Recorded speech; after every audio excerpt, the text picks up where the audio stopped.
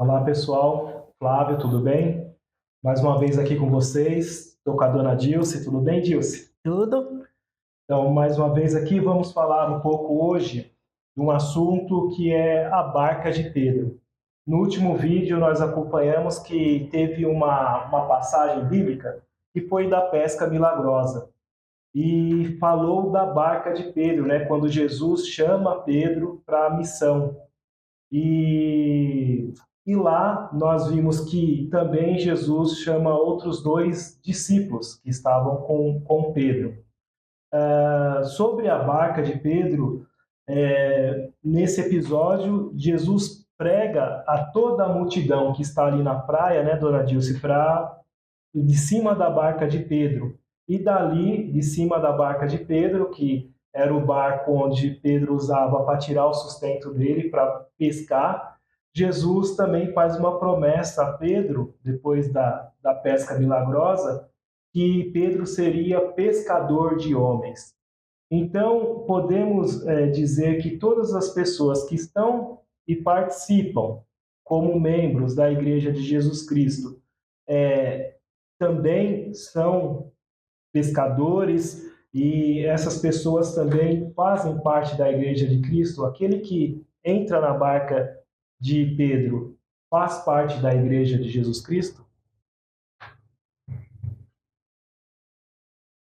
A barca de Pedro é a figura da igreja, né? Certo. É onde Pedro, que se tornou o primeiro papa da igreja.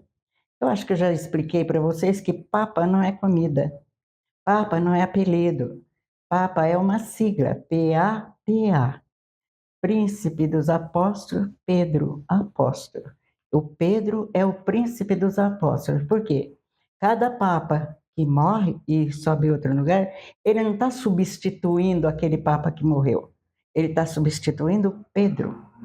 A nossa igreja sempre terá Pedro como líder, como esse pescador de homens. Muito bem. Tem uma outra passagem também, e falando sobre a barca, Mateus 8, dona Dilce, que lá no versículo 23, se eu não me engano, diz assim: os discípulos que estavam na barca, aconteceu de uma grande tempestade e Jesus estava dormindo. Estava dormindo lá na barca e os apóstolos ficaram desesperados, né? Muitos assustados mesmo, né? Falaram, agora a gente vai morrer todo mundo aqui, é, e vão desesperados acordar Jesus. E Jesus acalma a tempestade, repreendendo e repreende os apóstolos pela falta de fé. Já foi assunto também do nosso último vídeo, né? Sobre fé. E o símbolo aqui nessa passagem que a igreja enfrenta tribulações, mas Cristo está sempre presente para acalmar as tribulações. A igreja realmente ela passa por muitas tribulações de tempos em tempos, nesses dias mais que nunca, né? E Jesus sempre está conosco, né? E ele fez uma promessa que o mal não vencerá, né? Não prevalecerá sobre a sua igreja. E o que a gente pode tirar de reflexão nisso?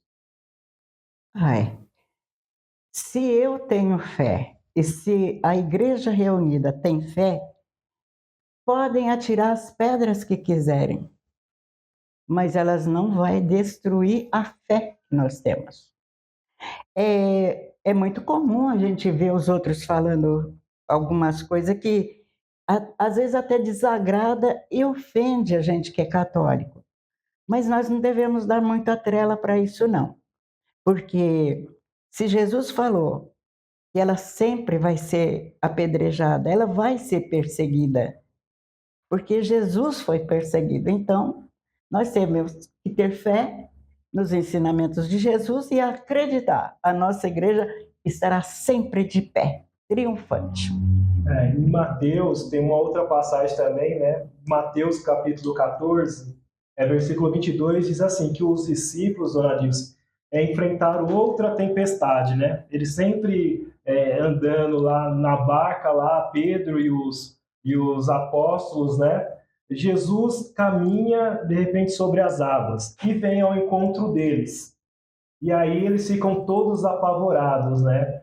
Pensa que é fantástico. pensa que é um fantasma e coisa e tal. E aí Pedro fala para Jesus, né, que ele quer ir ao encontro dele. Então Jesus falou, vem, é só vir, né? E aí Pedro começou, deu um passo, dois, depois começou a afundar porque não acreditava, né? Não acreditava. E aí o símbolo dessa barca aí que Jesus foi ao encontro, que representa a segurança, né? A barca representa a segurança da igreja. Então, Pedro, ao tirar os olhos de Jesus Cristo, começa a afundar, né? Ele vai perdendo a fé e mostra a necessidade da fé para sustentar a missão da igreja. E essa passagem também é muito bonita e fala que do encontro, né, de Jesus, na verdade, ele é promessa dele também que ele fala que estará conosco até o fim dos tempos, né, dona Dilce? A senhora acha dessa passagem, que é muito bonita também? Dessa passagem da barca ou do... Dessa que Jesus vem ao encontro de Pedro na Então, barca. o mar, ele tem um sentido na Bíblia de vida, a minha vida, porque nossa vida é como um mar. Uma hora está todo calmo, tranquilo, onda rasinha, de repente levanta aqueles vagalhões, não é? Coisas que vai nos acontecendo, que balança a nossa vida, mas não balança a nossa fé. Então, o Pedro estava indo ao encontro de Jesus tranquilo. Ele falou, venha, ele foi. Mas, de repente, um ventinho bateu no rosto do Pedro. Ou seja, qualquer pensamento que desvia a gente da fé, ele começa a afundar.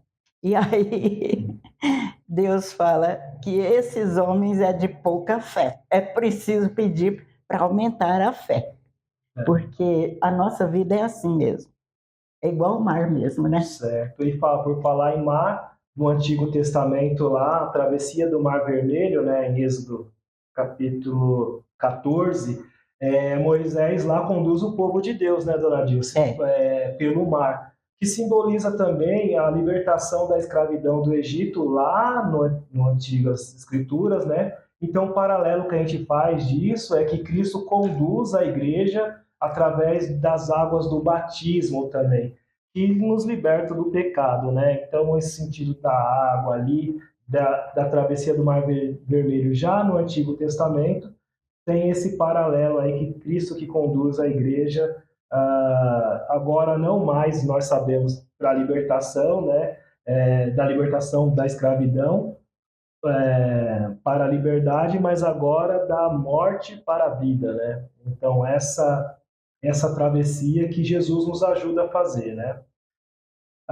E agora outra arca, a gente pode fazer um paralelo também, já que a gente está na antiga aliança, com a barca de Pedro, é com a arca de Noé, né, que aparece lá em Gênesis capítulo 6. Diz que a arca de Noé, dona Dilson, salvou a humanidade do dilúvio, e Deus promete que nunca mais iria acabar com o mundo com água, né, com o dilúvio. Pelo jeito. De vez em quando, uns pontos isolados assim, as chuvas castigam bastante as pessoas ainda, né? Mas não a ponto de acabar com o mundo. Assim como a barca de Pedro também representa, a arca de Noé representa, Pedro também representa a salvação na igreja. Então, é certo dizer que quem está dentro da igreja, ou isto é, dentro da barca de Pedro, será salvo? Se tiver fé. Porque a fé nos leva ao encontro de Jesus, a fé nos leva ao encontro de Deus, a fé nos leva ao encontro dos ensinamentos de Jesus.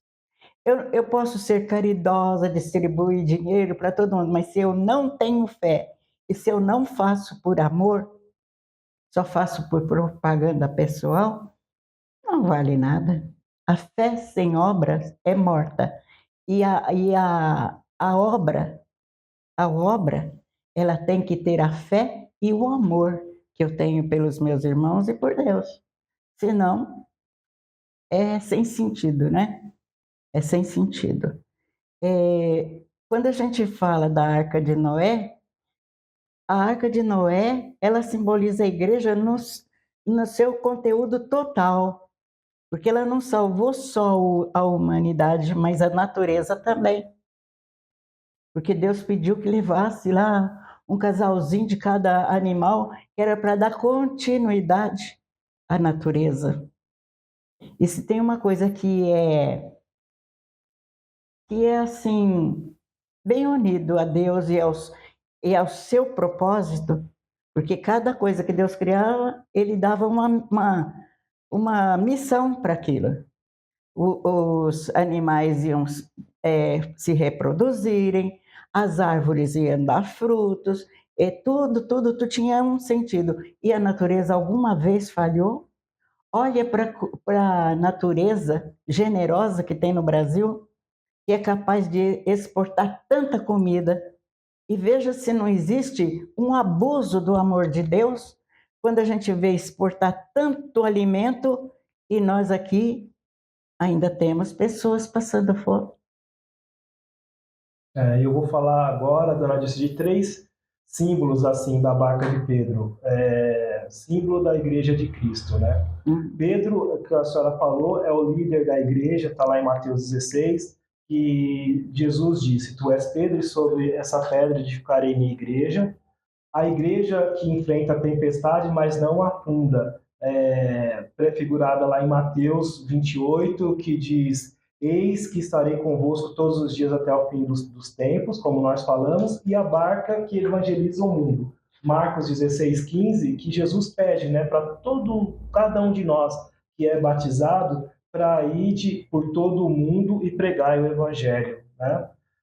Da conclusão, então, que a gente pode tirar disso, dona Dilce, qual que é? A barca de Pedro, assim, é um símbolo, como a senhora disse, né, da Igreja Católica, conduzida por Pedro, né, e que foi o primeiro Papa, e seus sucessores, e que é principalmente, assim, que é o mais importante, que as pessoas devem entender, inclusive nós, ela é sustentada por Cristo. A igreja é Cristo cabeça, né? Nós somos os seus membros. E realmente vai atravessar muitos desafios da história, mas com a promessa de que jamais será vencida, né? Jamais será vencida. A senhora queria fazer alguma consideração final? A gente já ir terminando, falar sobre a igreja, então, sobre a importância da igreja, da barca de Estado. Como aquela parábola que Jesus fala em Mateus capítulo 8. A casa construída sobre a rocha. A rocha é Pedro. Cefas é pedra. O nome dele antes era Simão. Simão, filho de Jonas. Ele muda o nome. Agora você vai ser chamado de Cefas, ou seja, de pedra. E sobre essa pedra é que Jesus edificou a igreja dele. E nenhuma tempestade, nenhum tremor, nenhum vento não vai derrubar essa casa. Todos já tentaram, muitos já tentaram destruir a igreja do Cristo, mas ela só se propaga. E nós não devemos esquecer também que os nossos irmãos evangélicos são cristãos e também estão dentro dessa barca de Cristo. E eu digo assim, eu digo mais, porque está escrito, os discípulos chegaram para Jesus e falaram assim: Mestre, tinha um grupo aí que não pertence ao nosso grupo e estava fazendo cura em teu nome. E o senhor quer que a gente vá lá e manda cair fogo em cima deles? Jesus dá bronca, falou: não, se eles estão falando bem de nós, deixa que fale, ué. Todos nasceram para isso, para propagar o amor de Deus. Porque a nossa igreja tem um único fundador, Jesus Cristo. Se eu sou cristã, eu sou de Jesus. Então, vou ficando por aqui, pessoal, pedindo que esteja conosco também nos próximos vídeos. Tem outros vídeos no canal. E vou me despedindo. Fique com Deus. Graça e paz a todos. Tchau.